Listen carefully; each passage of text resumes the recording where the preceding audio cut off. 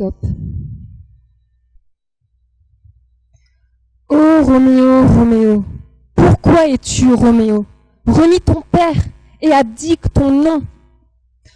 Oh non, madame, le théâtre c'est un truc de vieux, de bourge, et en plus c'est carrément relou, quoi. Mais bien au contraire, le théâtre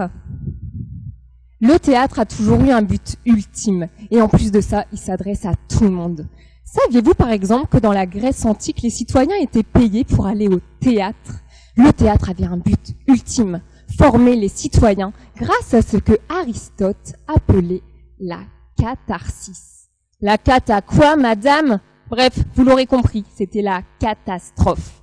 Mais j'étais bien décidée à tenter l'expérience, étudier Roméo et Juliette de Shakespeare avec ma classe de 4e. Ma salle de classe allait se transformer en espace vide, ce que Peter Brook appelle espace vide, c'est-à-dire un endroit à inventer et à créer.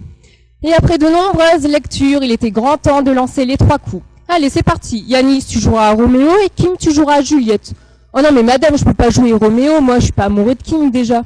L'important, ce n'est pas que ce soit vrai, mais de le jouer. Et vous qui jouez d'ailleurs sans cesse à des jeux vidéo, vous êtes capable d'incarner un personnage. Kim, relis-nous ta réplique. Ce que nous appelons Rose sous un autre nom sentirait aussi bon. Oui, tout à fait. Roméo, s'il ne portait pas le nom de cette famille si détestée par celle de Juliette, serait sans doute aimé d'elle. Oh non, mais madame, ils étaient carrément pas tolérants à l'époque. Ah, il l'avait compris. Le théâtre nous apprenait à devenir tolérants.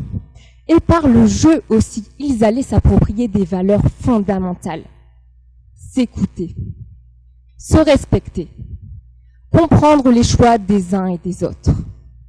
Imaginez, aujourd'hui, en cours de français, Roméo et Juliette, Capulet, Montaigu, 2 familles rivales et un amour impossible.